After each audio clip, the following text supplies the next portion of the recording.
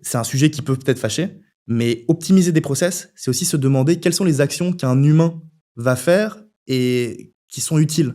Ce qu'on réalise aujourd'hui, c'est que tu as encore beaucoup de personnes qui sont payées pour aller encoder à la mano des informations qu'ils ont récupérées dans un Excel à gauche pour les mettre dans un outil de comptabilité à droite.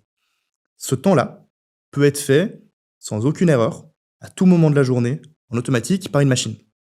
Qu'on le veuille ou non, la personne qui fait ça aujourd'hui a beaucoup plus d'occasions d'aller créer de la valeur dans d'autres verticales de l'entreprise que en faisant ce qu'une machine peut faire. Quand tu parles d'optimisation de process, c'est vrai qu'aujourd'hui, on le lie assez fort aux parties technologiques, euh, mais ça commence avant.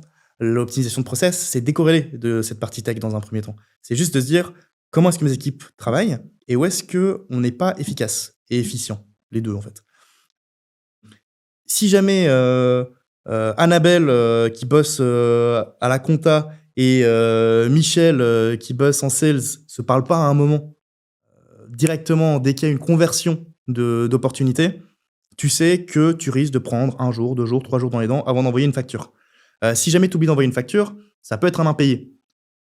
Si jamais, enfin, il y a plein de possibilités pour que ça puisse dérailler et mis bout à bout, en fait, tous ces petits problèmes dans l'histoire qu'on a envie de raconter en tant qu'entreprise en interne, fait qu'on n'arrive pas à délivrer la qualité de service qu'on veut gérer avec nos clients. Si on revient à l'optimisation du processus, c'est de se dire quelles sont les étapes qui sont pas efficaces, qui génèrent pas de valeur, ou alors dans lesquelles les gens s'épanouissent juste pas.